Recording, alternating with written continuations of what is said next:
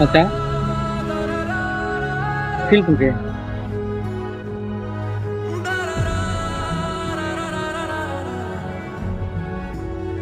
ஏன் மச்சான் அவனுக்கு மட்டும் கையா இருக்கிறீங்க?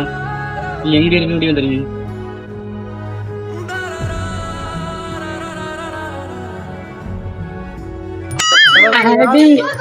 நானும் ஒரு பேஜ் சொன்னா சின்ன பசங்களோட கபடி வந்து கையை உடச்சு வந்துட்டு இது இன்டர்நேஷனல்ல கபடி விளாட மாதிரி டீம் போடுற மேட்சை போட முடியுது.